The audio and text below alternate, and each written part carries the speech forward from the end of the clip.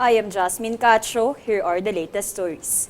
A group of taxi drivers has petitioned to the Land Transportation Franchising and Regulatory Board or LTFRB to allow an increase in their flag down rate to 60 pesos to help ease the burden caused by rising fuel prices. Philippine National Taxi Operators Association President Attorney Jesus Manuel Suntay said the flag down rate for taxis and Transport Network Vehicle Services or TNVS, which was recently adjusted with additional 5 pesos, is not enough. Suntay added that the 5 pesos increase is just an additional 100 pesos if they have an average of 20 passengers per day.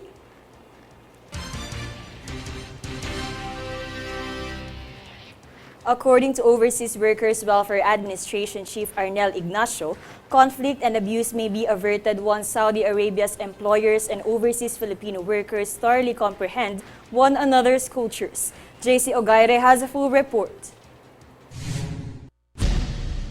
The head of Overseas Workers Welfare Administration or OWA believes that conflict and abuse may be avoided until Saudi Arabia's employers of overseas Filipino workers or OFWs and the OFWs fully understand one another's cultures.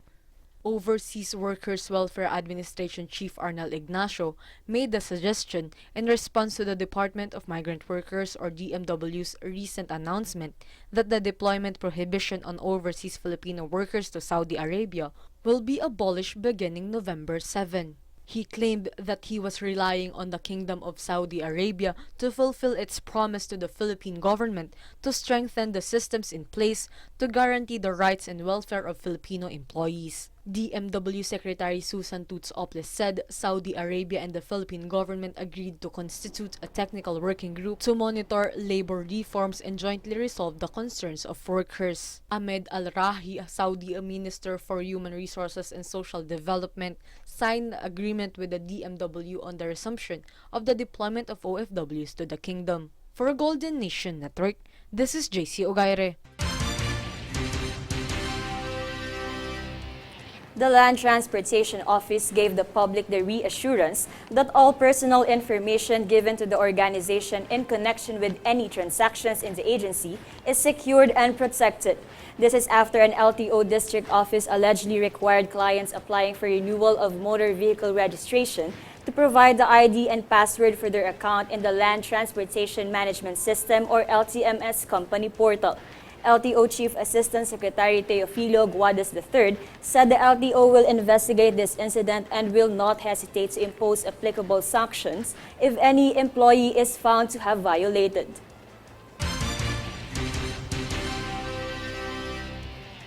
We are your voice for change. We will keep on bringing updates and the latest stories. I am Jasmine Cacho. Watch these stories and News Force. Here are today's headlines. President Marcos Jr. says Philippines will soon achieve upper middle economy. Philippines records 1,600 new COVID-19 infections. LTFRB warns PUVs and operators over collection of higher fares.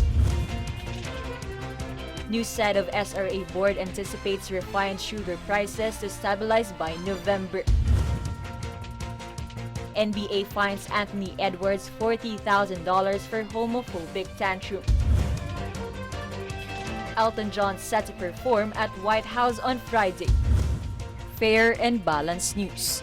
Comprehensive reports that will take you to the heart of the action. This is News Force.